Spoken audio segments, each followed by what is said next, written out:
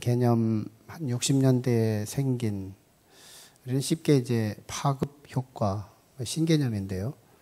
1966년도에 시작된 한 개념, 파급 효과가 생기기 이전 단어, 잔물결 효과, 리플 이펙트라는 단어를 쓰는 그 용어가 있었는데, 한 연못에 돌이 던져지면 돌을 던지는데 목적을 두었는데 그거에 따른 물의 파장이 원심형으로 연못 가해까지 영향을 잔잔하게 입더라. 이걸 리플 이펙트다 해가지고 심리학계에서 시작된 개념이었습니다. 심리학적으로 정신치료를 하고 심리치료를 하기 위해서 한 의료 정신적인 접근을 했는데 나중에는 생각하지도 않은 또 다른 좋은 효과들이 일어났다 하는 그런 차원에서 리플 이펙트를 사용해요. 심리학에서 사용하다가 나중에는 경제학에서 또는 경영학까지도 확장 적용하는 개념이 된 건데요. 네거티브한 적용이지만 지난달 8월 초에 우리는 남양주시 산란계 한 농장에서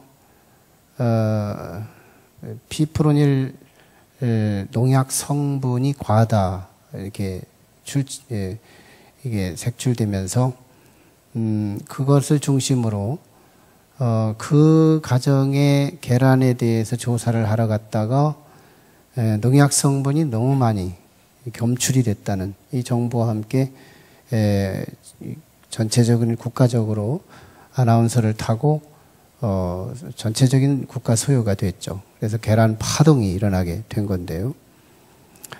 그로 인해서 전체 농가들을 검사하기 시작했고 그로 인해서 계란 파동은 16가지의 음식물의 장애가 됐고 경제 시장이 여러 가지 불균형을 이루게 되고 나중에는 정치계에 이르기까지 이랬다 저랬다 한 이야기로 인해서 정치적인 어떤 지지도의 하락까지 이루어지게 되는 계란 하나의 문제가 전체의 농가의 문제로 그리고 또 그것이 여러 식품류의 비상으로 그리고 정치적인 영향까지 입게 된 작금의 이 작은 물결 이펙트, 리플 이펙트가 작용이 됐다고 볼 수 있죠. 오늘 보면은 지난 시간에 솔로몬이 지혜를 가지고 재판한 사건, 그 지혜, 이 지혜의 하나가 얼만큼 솔로몬 왕국의 번영, 얼마나 그 풍성한 번영을 이루었는지 리플 이펙트적인 옷을 입고 한번 적용을 좀 해보고자 하는 겁니다. 지난 시간에 우리 솔로몬에게 하나님께서 지혜를 주셨다 한 기사와 더불어 하나의 이그제미네이션, 그의 예증적 사건 하나를 다룬 건데요. 그게 바로 두 여성이 한 아기가 죽고 살아있는 아기를 서로 자기 아들이다 이렇게 쟁론을 하게 되면서 솔로몬 재판장한테 그 문제를 갖고 왔다가 의외로 과학적 증거 없지요, 증인 없지요, 물증 없지요, 난해한 상황에서 오직 심증은 있는데 물증도 없는 그런 상황에서 솔로몬이 의외로 아주 빠른 시간에 아주 명쾌하고 깔끔하게 판결을 해서 친어머니에게 아이를 안겨주는 멋진 사건 하나가 지난 시간에 우리가 나눴습니다. 그리고는 이제 열왕기상 4장에 들어와서 1절로 19절까지를 제가 비워놓고 오늘 20절로 들어온 건데요. 사실은 이제 다윗의 행정부의 내각 3개 내각을 구성하고 열왕기상 4장 1절로 6절까지가 3개 내각 구성을 말씀하는 거고요. 그리고 나서 이제 7절부터 19절까지가 12지방, 12지방으로 나누어서 행정구역을 이루게 되는 그런 조직 체계를 다뤄요. 근데 다윗 때 제가 조직을 다루었고, 그러나 솔로몬의 조직 안에 다윗과 좀 차별된 게 하나 있었는데, 그게 뭐냐면 다윗은 언제나 군대 장관을 앞세워서 내각을 소개했다면 솔로몬은 제사장을 먼저 앞세워서 내각을 소개합니다. 소개의 순서가 소개자의 나름대로 가치를 드러내는 사건이 될 텐데요. 소위 제사장부터 먼저 소개했다는 솔로몬의 조직체계에 보면 하나님 중심의 솔로몬의 지혜를 볼 수가 있어요. 모든 삶의 중심이 하나님인 거예요. 정치를 해도 경제를 해도 어떤 국가의 문화를 이끌어도 모든 부분을 하나님 중심으로 이끌어갔다. 요즘 1절부터 19절까지를 텀을 내지만 그 교훈 하나를 한번 물고 오늘 본문으로 들어갔으면 좋겠어요. 그리고 나서 이제 오늘 본문 안에는 솔로몬이 받은 그 지혜에 소위 wisdom 이펙트, 지혜의 이펙트, 잔물결 이펙트는 일반적인 심리학 용어라면 우리 솔로몬의 지혜의 영향력을 한번 소개해 보려고 하는 거예요. 위스덤 이펙트인 솔로몬의 지혜 하나가 이런 어마어마한 효과를 이루게 된 건데요. 첫 번째, 영토 확장의 번영을 이루게 된 겁니다. 영토 확장의 번영. 그게 바로 오늘 21절에 나타난 거죠. 영토 확장은 솔로몬 왕에게 영토 확장은 어느 정도냐면 요브라데스 강, 이스라엘 땅의 한 북경 지역으로 쭉 올라가면 터키 오른쪽 동쪽 지역에 있는데 요브라데스 강이 요브라데스 문명이 이루어질 수 있을 만큼 어마어마한 큰 강이 있었는데 그쪽에 서쪽 서편으로 딥사라고 하는 지역, 딥사 지역에서부터 남쪽 애굽강 가사 지역이라고 하는 이 가사 지역까지, 그러니까 다시 말하면 이 광야, 이스라엘과 에집트 사이에 큰 광야가 있는데 광야에 가장 에집트 쪽으로 붙어 있는 이 가사 지역까지, 다시 말하면 딥사에서 가사까지, 순수 이스라엘 땅은 단에서 브엘세바까지라면 솔로몬 당시의 제국의 그 영역은 딥사에서 가사까지, 소위 제가 자주 말씀드렸던 포타일 크리센트 지역, 초승달 지역이라고 하는, 이렇게 초승달처럼 있는데 그 지역이 젖과 꿀이 흐르는 땅, 출애굽기에서 말씀한 젖과 꿀이 흐르는 땅이고요. 이것을 이제 포타일, 아주 비옥한, 기름진, 크리센트, 초생달, 그래서 비옥한 땅이다. 사실은 고대 시대부터 현대에 이르기까지 이 중근동의 전쟁이 끝이지 않는 이유, 전쟁이 끝이지 않는 이유는 이 금싸라기 땅, 이 땅을 정복하기 위한 경쟁 때문에 전쟁이 지금까지 있어 왔던 거거든요. 그렇게 좋은 그 땅을 솔로몬 때에 장악한 거예요. 소위 황제가 됐다는 얘기죠. 상대적으로요, 솔로몬 때의 그 비옥한, 아주 동서로가 교통의 요충지요, 군사의 요충지요, 문화의 요충지요, 경제의 요충지요, 아주 금싸라기 땅, 모든 건 거기로 통하는, 마치 로마로 세계가 통했다고 하는 전성기 시대처럼 마치 솔로몬 그 시대에 정말 이 포타일 크리센트 지역을 중심으로 얼마나 많은 것들이 이루어졌는지. 그때 조선수가 시작되잖아요. 놀라운 일들이 벌어지죠.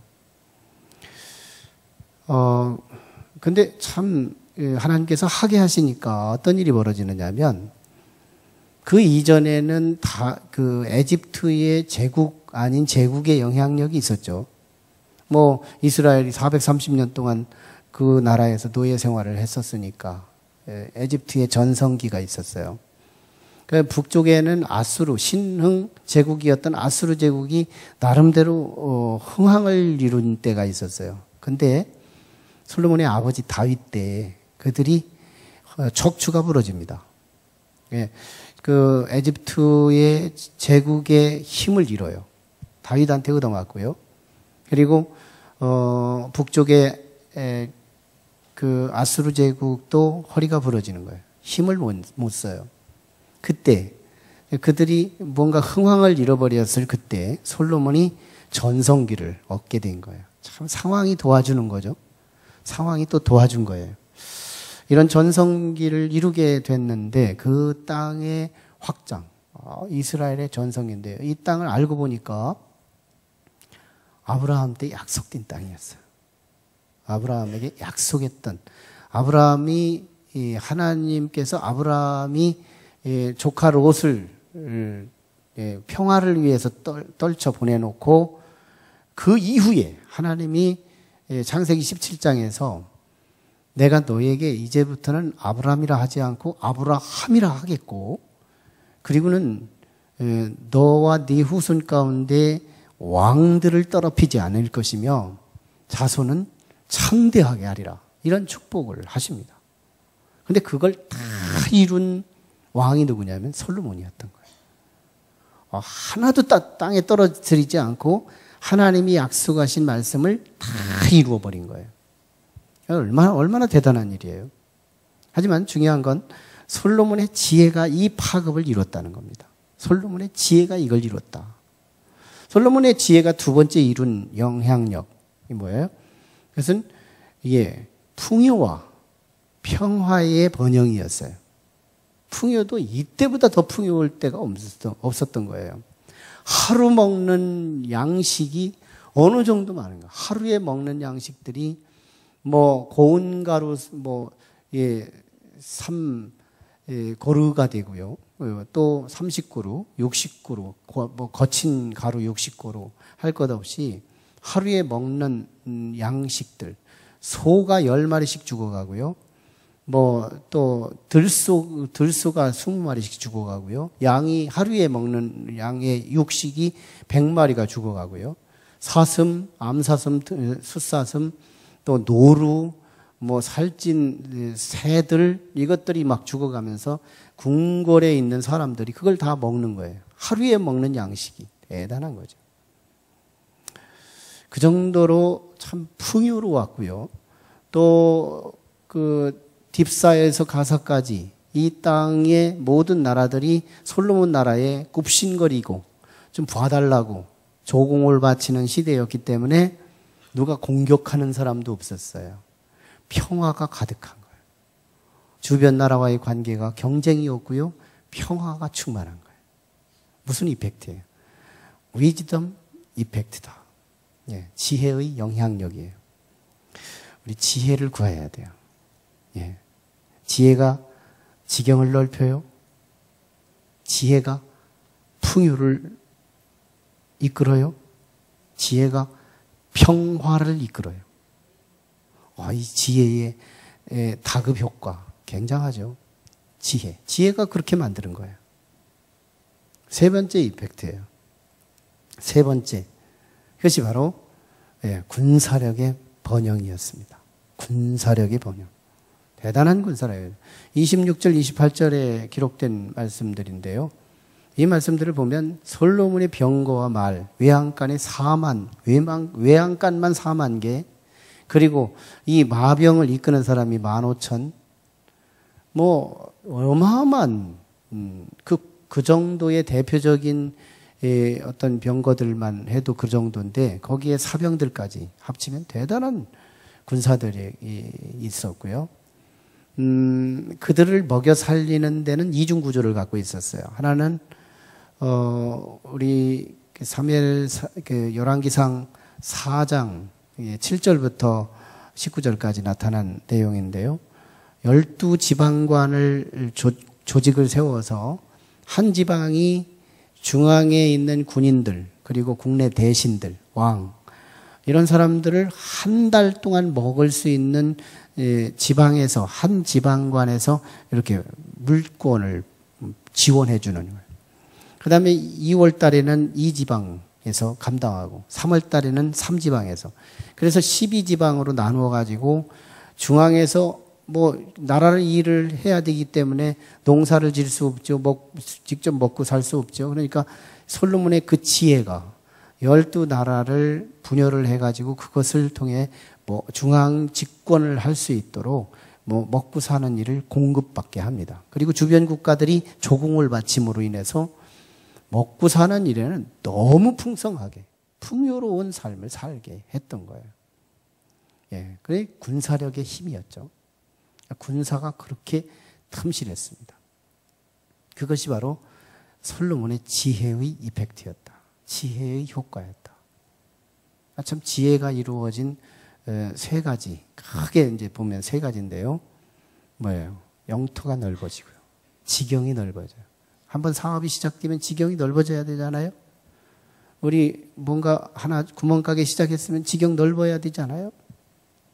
직장에 들어갔으면 뭐 좀 직급이 좀 올라가서 지경이 넓어야 되잖아요. 뭐 셀을 시작했으면 셀 좀 늘어나야 되잖아요. 뭐 한가 시도했으면 내가 하면 달라. 뭐 이런 삼성의 자존심. 삼성이 그런 마인드를 갖고 있잖아요. 삼성이 하면 다른 거야. 삼성의 직원들이 그런 마음을 갖고 일을 한대잖아요. 삼성이 붙잡으면 다르다. 이런 자존감. 내가 잡으면 달라. 이런 자존감을 가지고 어떤 자기 명예를 갖고 접근하는 거. 거기 지혜가 있어야 된다는 거잖아요. 우리는 지혜에 대한 사모함이 필요해요. 하나님 내 안에 지혜 좀 주세요. 지혜 좀 주세요. 이게 너무너무 중요한 거예요. 지혜 하나가 돈인 거예요. 지혜 하나가 명예인 거예요. 지혜 하나가 내가 필요한 기도 제목 다예요. 지혜의 이펙트예요. 너무 중요하죠. 저는 하나님께 지혜를 달라고 기도하는 거예요. 하나님, 내게 맡겨주신 이 교회 하나님의 지혜로 다스리게 해주세요. 하나님의 지혜로. 이 지혜가요, 때로는 힘을 빼게 해요. 고집 부리지 않게 해요. 큰소리 치지 않게 해요. 온유하게 만들어요. 이 지혜가 상대수를 맞춰요. 아픈 자에게는 아픔으로 다가가고, 예, 힘 있는 자에게는 지혜롭게 온유함으로 다가가고, 이 지혜가 필요한 거예요. 지혜가 내 현주소를 유지하게 하고요. 관리하게 하고요. 확장하게 하고요. 지경을 넓혀가게 하고, 불안한 환경 속에서 평화를 이루고요. 이 지혜가 기쁨을 만들어내고요. 우리는 지혜에 대한 욕심, 하나님 내 인생을 살면서 금수처럼, 짐승처럼 먹고 마시고 자고 그것만 반복하다가 인생 갈 거냐는 거예요.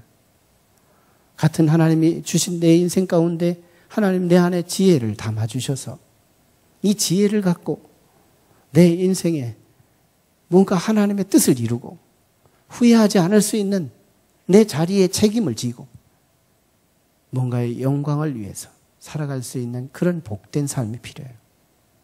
솔로몬은 그 지혜 한 방으로 놀라운 이펙트의 삶을 삽니다. 지경은 넓어졌죠. 풍요는 넘쳐났죠. 평화는 아주 가득했죠. 군사력은 탐실했죠. 뭐 어디가 누가 보고 부러워요.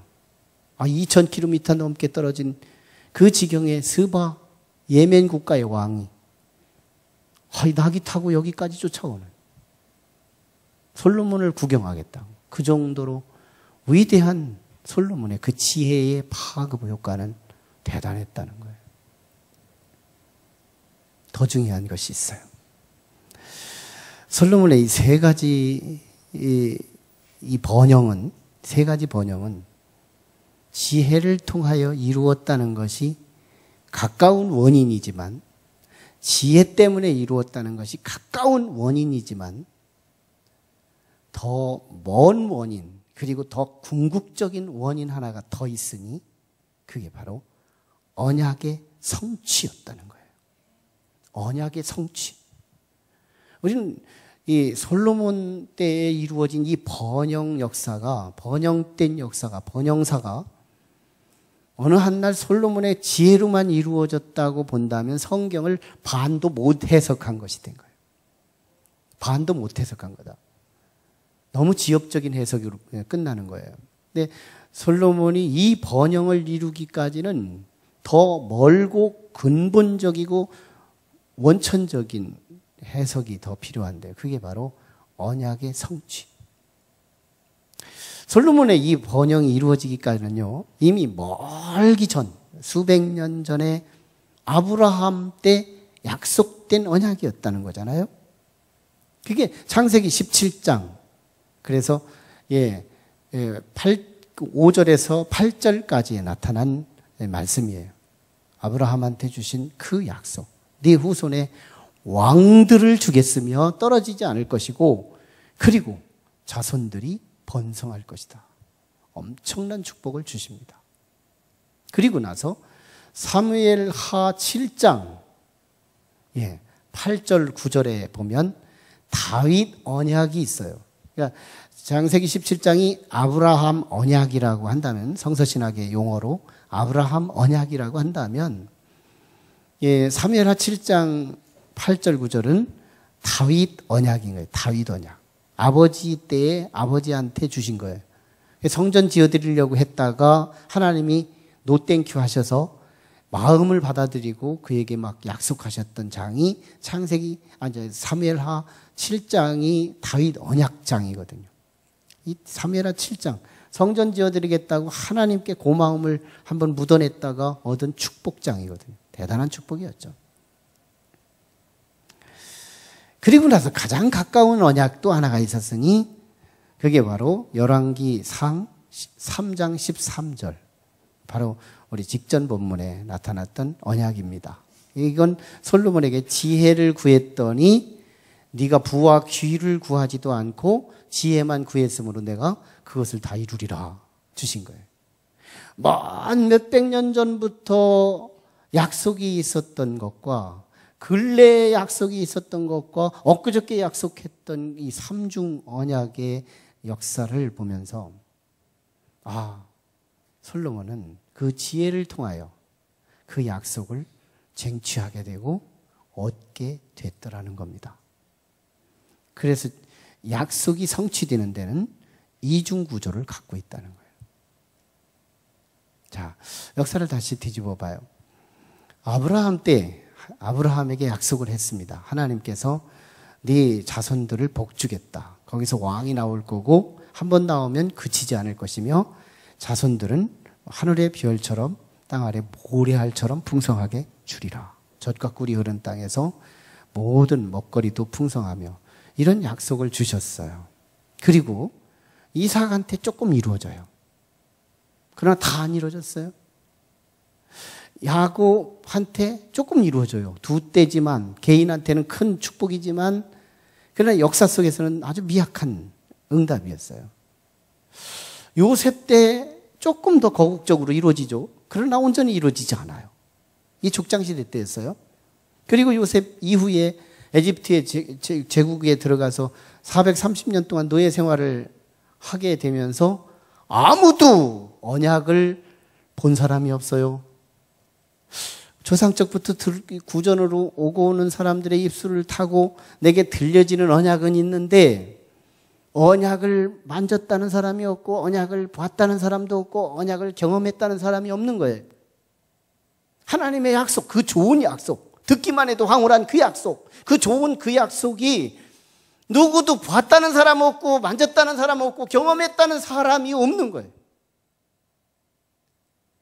언약은 있는데 구전되는 축복의 메시지는 있는데 봤다는 사람, 들었다는 사람이 없어요.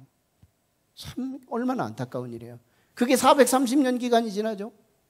그래서 가까스로 모세 시대에 하나님의 약속이 조금 본물처럼 터지다가 말고 결국 가나안에 들어가 가나안 전쟁을 치르고 가나안 땅에 들어갔는데 불순종함으로 인해서 결국 사사시대 지엽적으로 언약이 이루어졌다 안 이루어졌다 안 이루어졌다 이루어졌다. 이게 336년 역사였어요. 사사시대가. 얼마나 부분적으로 이루어졌다 안 이루어졌다 이루어졌다 안 이루어졌다 이러기를 반복하며 악이 순환되는 거예요. 순환돼요. 그게 336년의 사사시대의 역사였습니다. 그리고 나서 한번 사람들이 기대에 차서 사울 왕을 왕으로 세워달라고 해서 왕을 세웠더니 인간의 정욕에 의한 정치로 타락해가지고 백성들이 상처와 피해 입은 자들이 정치에 의해서 많이 입게 돼요. 실망했죠. 그때 하나님은 하나님의 사람, 하나님 보시기에 마음에 쏙 들었던 다윗을 선택하여 아브라함 때 그 수백 년 전에 약속한 그 약속을 기억하사 다윗에게 지경을 넓혀주시면서 아브라함 때 약속한 그것이 이루어지기 시작하는 거예요. 막 지경이 넓어가기 시작하죠. 마음에 평화는 없었지만 다윗에게요 그 번영이라는 것이 시작된 거였어요. 지경이 넓어지기 시작한 거예요. 보이는 것이 생기는 거예요. 만질 것들이 생기는 거예요. 경험할 것들이 생기는 거예요. 내 이름으로 등기낼 일들이 생겨나는 거예요. 내 이름으로 등기낼 일들이 생겨나는 거예요. 언약의 성취가 시작된 거예요. 그랬다가 솔로몬 때 하나도 빼놓지 않고 다 이루어져 버리고 만 거예요. 하나도 빼놓지 않고 아브라함 때 약속한 것이 다 이루어진 거예요. 딥사에서 가사까지. 뭐요? 땅은 넓어졌죠. 내 이름으로 등기낼 땅이 넓죠. 평화가 가득하죠. 먹거리가 풍부하죠. 군사력이 안보가 튼튼하죠. 이거보다 더 완벽한 세상이 어디 있어요? 이 세상. 이런 세상 만들려고 정치하고 이런 세상 만들어 보려고 노력하고 힘쓰고 애쓰는 것이 아닌가요? 근데 이게 되더라는 거예요. 되더라는 거. 성경은 약속의 책인 거잖아요. 성경은 약속의 책이다. 그래서 그 약속을 우리에게 전달되는 건데, 그래 우리 신앙도 약속의 성취의 연속이어야 돼요. 내게 약속이 있지만 그 약속을 성취하느냐 말이에요. 우리도 주일마다요 설교를 통해 약속을 들어요. 여러분 주님을 모십시오. 평안해질 겁니다. 약속이에요. 주님을 믿으십시오. 구원받을 겁니다. 약속이에요. 주님의 지혜를 품으십시오. 지경이 넓어질 겁니다. 약속이에요. 약속이거든요. 그때그때마다 우리는 자꾸 약속을 들어요.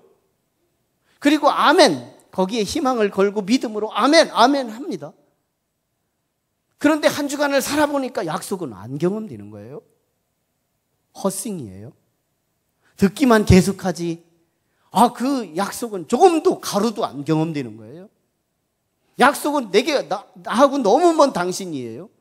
약속이 내게 너무 멀리 있어요. 그리고 어쩌다 내게 약속이 성취됐어도 내 노력으로 됐다고 위선해버리고 말아요.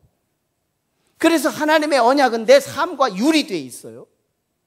하나님의 약속은 기름진 약속, 풍성한 약속, 튼튼한 약속, 평화의 약속, 이 모든 약속들이 내 삶과 유리되어 있어요.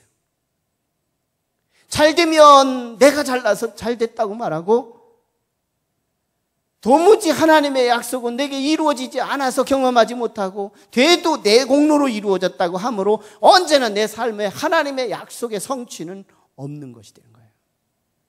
문제가 있죠. 문제가 있어요. 내 삶에 하나님의 언약이 이루어지려면 비밀이 있어요. 다윗과 솔로몬 같아야 한다. 다윗과 솔로몬 같아야 한다. 이게 답이에요. 다윗에게 그 수백 년 전에 약속한 그 풍성한 약속, 그 좋은 약속, 그 넓고 황활한 이 약속들이 내 것이 되려면 다윗 비밀, 솔로몬의 비밀이 뭐예요? 그 속에 하나님이 계셨다는 거예요. 그 속에 하나님이 운영하기 시작했다는 거예요. 내 생각대로 내 맘대로 사는 것이 아니라 앞으로 지금 열왕기 상과 열왕기 하에서 주도적으로 말씀 속에서 경험될 것이 뭐냐면 다윗의 길과 여로보암의 길 두 길이 소개가 많이 될 텐데요. 다윗의 길은 하나님의 뜻대로 살아간 길의 특징이 있다면 여로보암의 길이라는 건 내 마음대로 산 길을 의미하는 거거든요. 내 마음대로 삶. 내 속의 주인도 나고 내 겁대기도 나고 내 주변 환경도 내가 주인이 되는 삶. 이게 여로보암의 삶이거든요. 내 마음대로 산 삶. 그 결과가 분열왕국이고 그 결과가 아수르에 끌려가는 식민 통치였어요. 오늘 우리 안에 하나님이 다스리는 삶, 하나님이 내 마음을 다스리고 내 뇌를 다스리고 내 삶을 다스리는 그 삶이 되기 원합니다. 그렇다면 아브라함 때 그 3000여 년 전에 약속한 그 약속은 지금도 유효하고요, 우리에게 이루어지고 있다는 사실을 확신하기를 축원합니다. 이루어지는 거예요.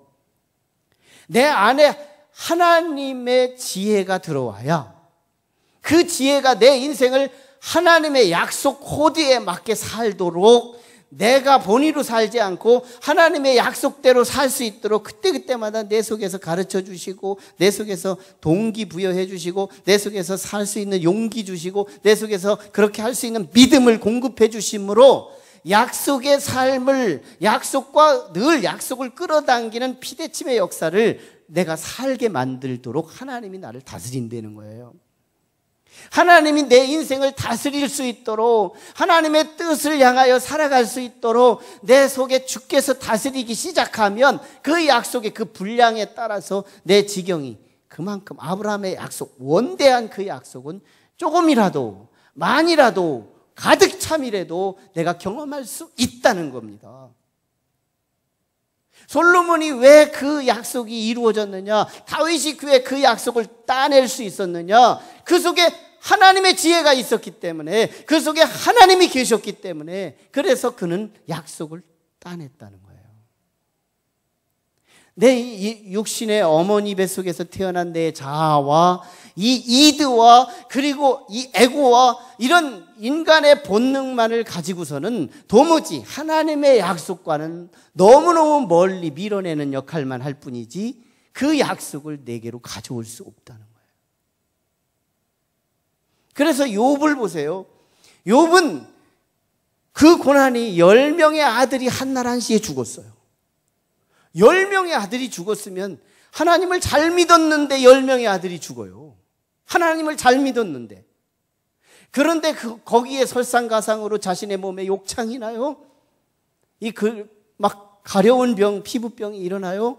거기에 또 욕창이 일어나고, 거기에 아내가 배신하고, 거기에 친구들이 4명씩이나 몰려와서 공방전을 이루며 자존심을 짓밟아요. 그러는 과정 속에 욥이 한 가지 잘한 게 뭐냐면, 오직 그 하나님, 내 가슴을 운영하시는 그 하나님은 이 가슴에서 빼내지를 않더라는 거예요.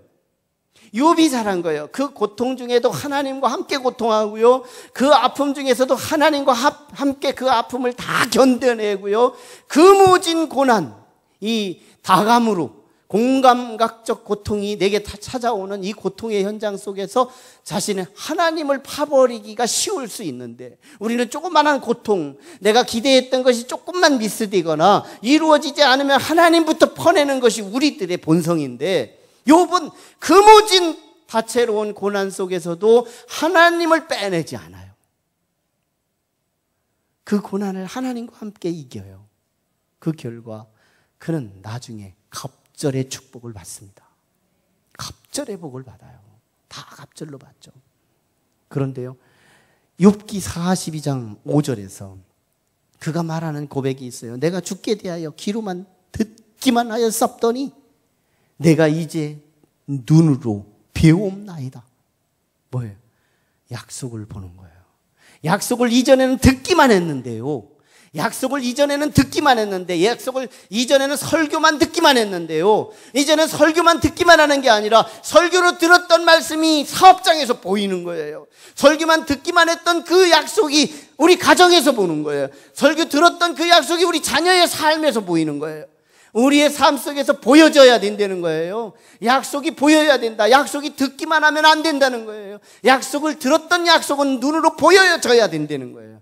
누가 볼 수 있느냐? 누가 만질 수 있느냐? 누가 공감각으로 그 축복의 약속을 내 것으로, 후각으로, 시각으로, 촉각으로 다감하게 내가 경험할 수 있느냐는 거예요. 내 속에 지혜. 솔로몬보다 탁월하신 지혜 되신 예수 그리스도가 내 안에 있을 때, 그때 우리는 그 약속을 보는 거예요. 저는 이 말씀에 자신이 있어요. 대표 중에 하나지만, 근황에 일어난 일이지만, 저는 2222 비전은 20년이 넘었어요. 이 비전을 이뤄. 이미 시골에서부터 이 비전을 갖고 온 거니까요. 2222 비전 속에 교회에 2개 비전이 있어요. 하나님, 내 소원에 하나님의 집 2번을 지을 수 있게 해주세요. 그러면서 비전은 있는데 자원이 없어요. 돈이 없어요. 어려웠죠. 고생했죠. 그러나 저는 이 꿈을 놓고요, 하나님, 내 꿈이 주문되지 않게 해주세요. 주문처럼 가나바라 이런 기도가 되지 말고 정말 하나님의 심장을 쿡쿡 찌르는 그런 기도가 되게 해주세요 하고, 이 기도를 기도할 적마다 선두 주제로 내놓고 하나님께 구한 거예요. 그런데 꿈처럼 땅과 이 건물까지 전체에 합치면 남의 돈이지만 50억을 주무른 거잖아요. 2천만 원짜리 가지고 시작한 내가 5천을 주무를 수 있는 남의 돈이지만 그걸 주무를 수 있는 걸 눈으로 보았다는 게 이 영광 아니에요? 이거 대단한 거예요. 나한테는 대단한데 왜 여러분들은 안 대단한지 모르겠어요. 너무 대단한 일이에요. 이걸 눈으로 본 거예요. 머리로만 상상했던 그것이 눈으로 본 거예요. 이런 걸 넘어서서요, 나는 참 너무너무 가난 중에 가난, 대한민국에 우리 정말 가난한 분들한테 죄송하지만 저도 배울 능력이 없었어요. 등록금이 되나요?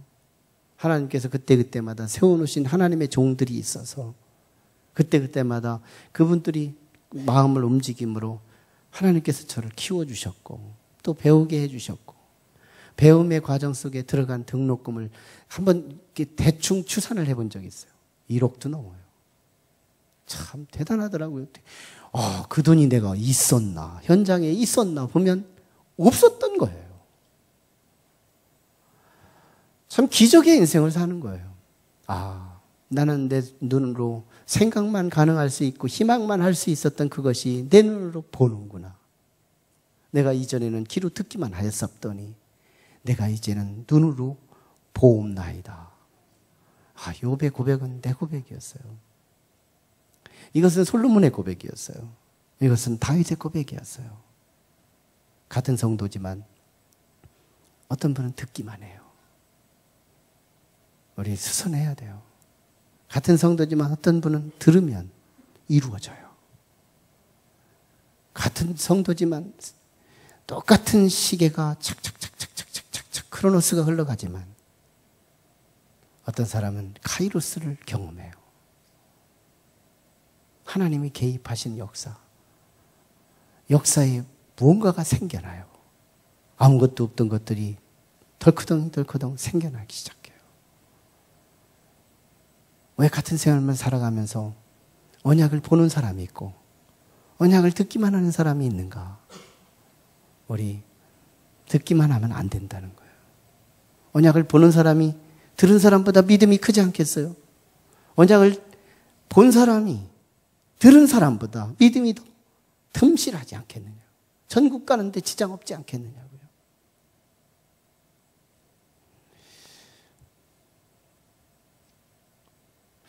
우리 교회사의 역사 속에 경건주의 하면 소위 모라비안 교도들입니다. 그 모라비안 교도들 하면 독일의 경건주의자들로 아마 역사 속에서 아주 유명한 경건주의자들이죠. 그 경건주의자 중에서 가장 탑되는 지도자는 백작 진젠도르프였어요. 이 진젠도르프와 더불어서 모라비안 교도들이 한 번은 대서양을 배를 타고 이제 미국을 건너가게 되는데요. 그때 우리 감리교회 장시자 존 웨슬리가 타고 있었어요. 근데 가다가 이 풍랑을 만난 겁니다. 막 배 뒤집히기 직전이었죠. 막 집체 같은 파도가 일어나서 우리는 꼼짝없이 죽었다. 이런 지경에 빠진 거예요. 그때 존 웨슬리는 믿음이 선교를 한다고 간다고 하지만 믿음이 이성적이었고 부분적이었어요. 그래서 막 얼굴이 시퍼렇게 막 겁에 질려 있었는데 한쪽에서 노랫소리가 들려요. 그렇게 험악한 풍랑 가운데 노랫소리가 들리는 거예요. 주 안에 있는 나에게 딴 근심 있으랴. 이거 어울리지 않는 노래. 이 성난 파도 한가운데에 이렇게 고요한 찬양이, 하나님께 안보를 내맡겨진 이 찬송이 흘러나오고 있었어요. 그때 놀란 사람이 누구예요? 존 웨슬리였어요. 깜짝 놀랐죠. 나는 같이 예수 믿는 사람인데 나는 이렇게 불안하고 두려운데 예수는 믿는다고 하지만 내 속에서 주께서 나를 운전하지 않은 거예요. 환경에 따라 남들이 겁먹으면 나도 겁먹고 남들이 힘들면 나도 힘들고 환경이 나를 지배하는 삶을 살았던 거예요. 근데 모라비안 교도들은 그렇지 않았어요.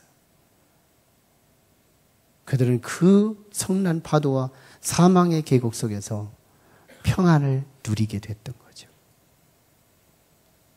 나중에 존 웨슬리가 그들을 찾아갑니다. 진젠데로프를 만납니다. 그때를 기억하면서 이야기를 나눠요.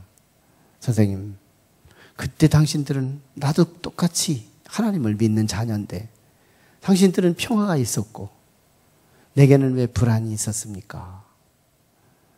근데 진젠데로프가 존 웨슬리를 향하여 한 말이에요. 형제님, 예수 믿으세요. 이 말이었어요. 당신의 가슴에 예수를 믿으세요. 나는 예수 믿는 줄 알았어요. 존 웨슬리는 예수를 믿고 있는 줄 알았어요. 예수를 믿는다는 이름은 있으나 실제는 안 믿고 있었어요. 진젠데로프가 도전했던 그 말은 예수 그리스도였어요.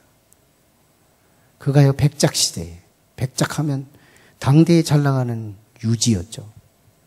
물질도 명예도 모든 거 다 가지고 있는 사람. 근데 그가요 예수 그리스도 때문에 다 던져요. 명예도 물질도 다 내놔요. 그 친구들이 찾아와요. 진젠데로프를 향하여 형제요, 그렇다면 당신의 야망은 무엇입니까? 당신의 야망이 뭡니까? 이렇게 물었을 때 진젠데로프가 대답한 말, 지혜자 되신 예수 그리스도가 내 안에 있는 것뿐입니다. 지혜자 되신 예수 그리스도가 내 안에 있다면 난 그거 말고 그 야망 없다는 거예요. 이 맥은 참 영성가들은 약속도 하지 않았는데 약속의 코드가 맞아 들어가는 거예요. 우리가 잘 알고 있는 아우구스티누스는 회심 이후에 말씀 가지고만 삽니다. 회심 이후에 아침에 일어날 때도 말씀 붙들고 일어나고 저녁에 잘 때도 말씀 붙들고 자고요. 우리는 TV 보다가 자잖아요. 네, 아무튼 존 어거스틴은 언제나 말씀 붙들고 사는 거예요. 말씀 붙들고 자고. 말씀 붙들고 자다 보니까 꿈도 말씀 꿈을 꾸는 거예요.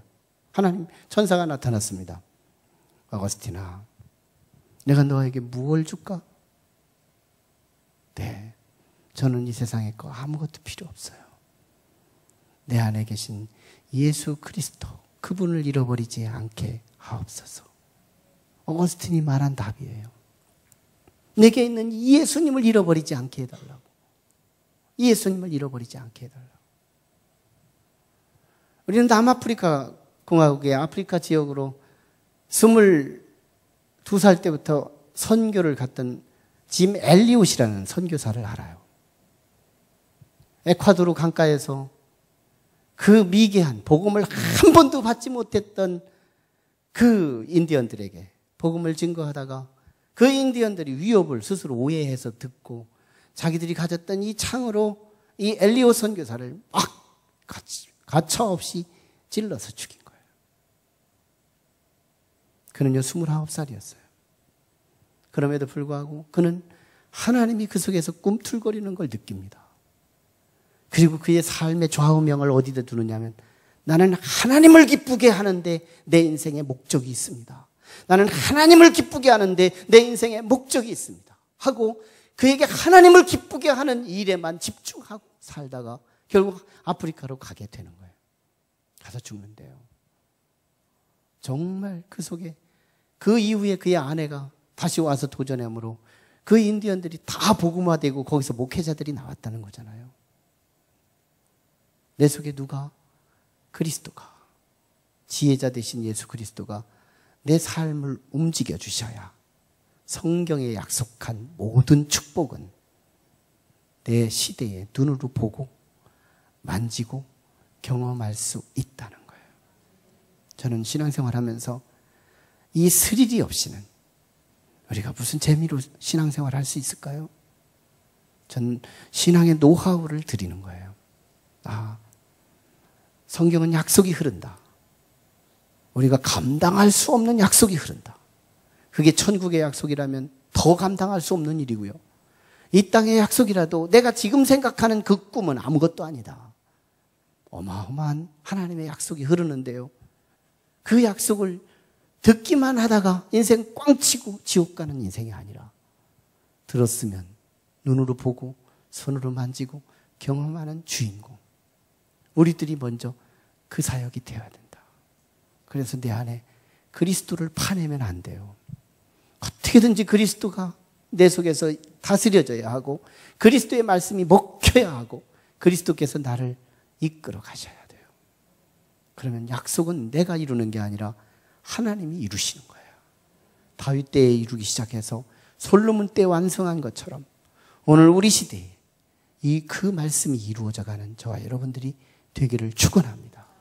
그리고 그 약속조차 듣지 못하는 불쌍한 이웃들에게 우리의 베스트를 삼고 그들에게 그 약속을 들려주기 시작하는 지혜로운 성도들이 되어서 장차는 나도 그 약속을 보고 누리고 그들도 함께 누리게 하는 천사의 삶, 위대한 삶을, 영웅의 삶을 살아가는 저와 여러분 되기를 주의 이름으로 축원합니다. 기도하시죠. 함께 같이 기도하실 때 하나님 오늘 우리를 도우실 때 하나님 우리는 성경을 믿고 성경을 듣고 성경 속의 약속의 흐름을 압니다. 그러나 그 약속들이 우리에게는 아멘으로 그 순간 우리는 그것이 이루어지기를 원했지만 어떤 때는 전혀 하나님의 말씀과는 상관이 없는 유리된 삶을 삽니다. 하나님 오늘 이게 웬일인가요? 내 삶에 왜 시행착오가 있나요? 나는 단순히 믿음만 없는 줄 알았습니다. 알고 보니 우리 안에 지혜가 없었어요. 알고 보니 예수가 없었어요. 믿노라고 하는 이름은 있지만 실제적으로는 예수의 말씀이 내게 먹혀지지가 않는 거예요. 여전히 내 마음대로 살고 있어요. 내 마음대로 살고 있어요. 내 감정대로, 내 사업도 내 마음대로 운영하고 내가 모든 것들의 소득도 내 마음대로 사용하고 모든 삶이 내 마음대로 사는데 원인이 있었습니다. 그리스도인이라는 이름은 있으나 집사라는 이름은 있으나 직분이 있는 이름은 있으나 목사라는 이름은 있으나 실제는 내 마음대로 살아가는 그 성도에게는 말씀을 들리기만 하지 말씀을 볼 수 없다는 사실입니다. 오늘 이 말씀이 진리로 알게 하시고 하나님 내게 말씀이 듣고 보게 하여 주옵소서. 말씀을 듣고 볼 수 있는 성도들에게 도와주시옵소서. 우리 간절하게 말씀 붙들고 기도합니다.